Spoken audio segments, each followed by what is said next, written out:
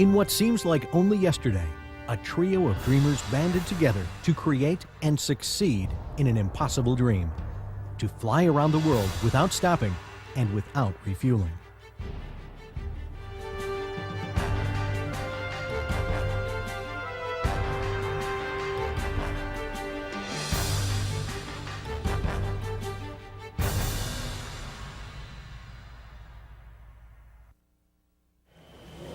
Now I want to take you back to December 14th, 1986.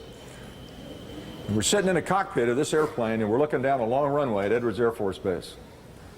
It's the longest runway in the free world, and on the other end of this 3-mile runway is a beautiful dry lake called Muroc Dry Lake. And if something happens to this takeoff roll of this airplane, then maybe we can survive by landing out in the dry lake someplace. Word of the Voyager project quickly spread. Volunteers migrated from all over the world to help this dream become reality. Each had a special task, and without their good work, this flight could never have been achieved. Anyway, we did work real hard, and we physically built this airplane. We got the very finest carbon fiber from Hercules. We went up to their autoclaves up in Salt Lake City, spent 5 weeks. We laid up the spars in an autoclave that would give us a little bit more strength in the structure of the airplane.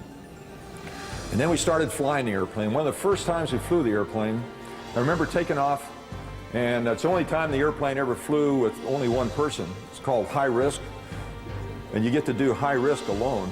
You look around the cockpit and you're by yourself, and there's probably a reason for that.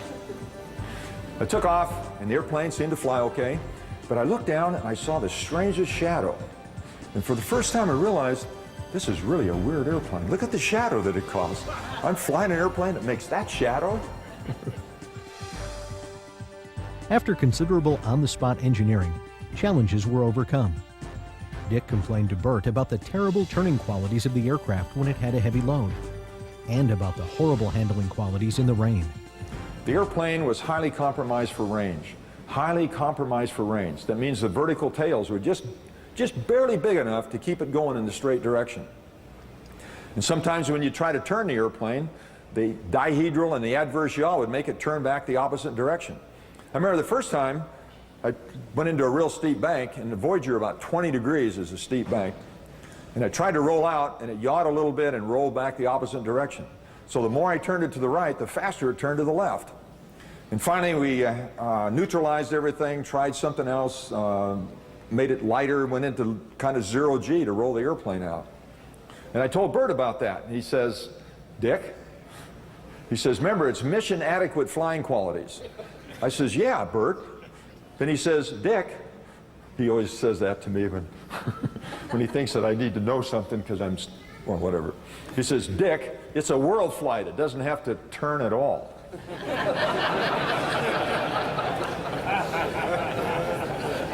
During one of the test flights, we flew into a little rain shower. And in the high desert of Mojave, there's not a lot of rain, so we flew into the rain. And the canard is a very special airfoil, highly loaded airfoil. So when we hit the rain, it disturbed the lift of the canard, and the nose started down, and it started heading for the desert. And not a thing I could do with the elevator or with the throttle or anything that we could recover from the dive. And right away, I could tell that there wasn't enough time to turn this big airplane around and fly out of it before we hit the desert floor. And I told Gina, get your parachute on because you're getting out. And I ordered her to bail out of the airplane because I didn't think we were going to make it. And she says, what are you going to do? And I says, well, I'm going to stay with the airplane. So she put her parachute away and says, I'm staying too. Well, fortunately, the rain quit and we flew through the little shower and it pulled out. And I'm not saying we pulled out in the weeds, but it was low enough to be out of control that it made you somewhat nervous. So I landed and went back, and fortunately for my brother's life, he wasn't there at the airport. I called him on the phone.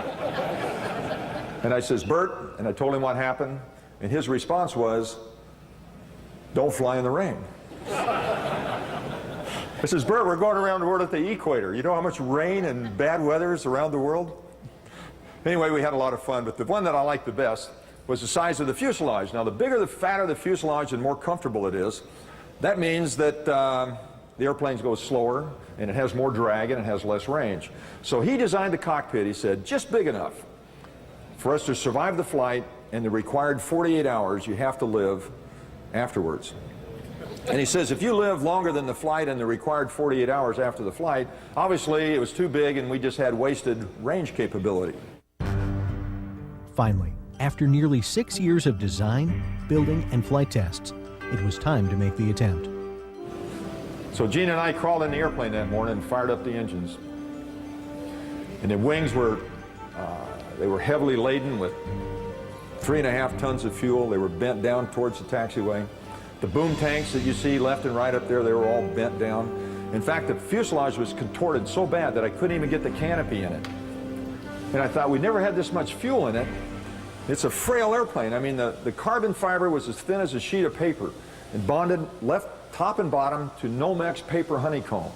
The press called it the paper airplane, and they're almost right.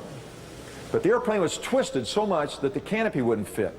And this morning, the engines were running, and the press was there, and we had clearance to go around the world, and I couldn't get the canopy in the airplane.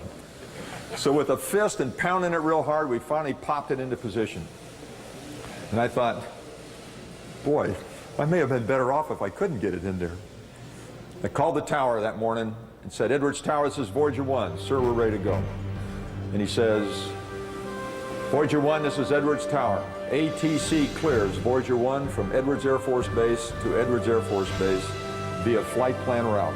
Maintain 8,000. Cleared for takeoff, and Godspeed.